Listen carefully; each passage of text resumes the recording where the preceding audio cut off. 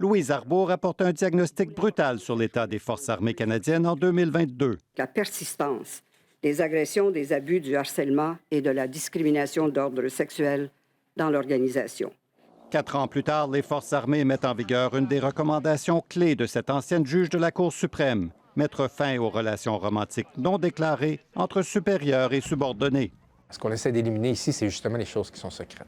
Selon une nouvelle directive, les personnes en position d'autorité doivent maintenant divulguer toute relation sexuelle ou affective avec des personnes de rang inférieur ou qui ont moins d'expérience. Dans les forces canadiennes, il y a une hiérarchie, il y a des grades. Alors, ce qu'on veut éliminer ici, c'est des abus de pouvoir, des gens qui pourraient avoir une relation avec des supérieurs dans la hiérarchie. C'est pas nécessairement vu comme une relation consensuelle. Alors, on s'attaque à ce déséquilibre de pouvoir-là.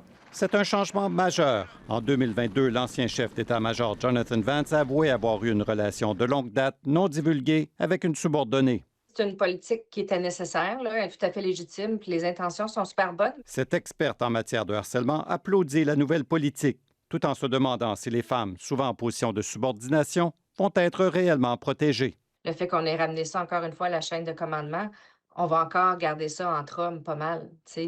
La majorité des employés dans les Forces armées canadiennes, ce sont des hommes. La plupart des commandants et des personnes en autorité, ce sont des hommes. Un spécialiste en droit du travail fédéral ajoute qu'il était temps que les Forces armées modernisent leur politique sur les relations personnelles. People think twice sometimes when they know others are going to know right away about their conduct. And so hopefully that will provide another layer of protection for people in the military.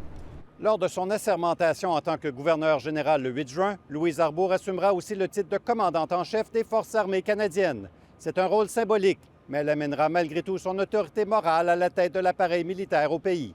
Ici Daniel Leblanc, Radio-Canada, Ottawa.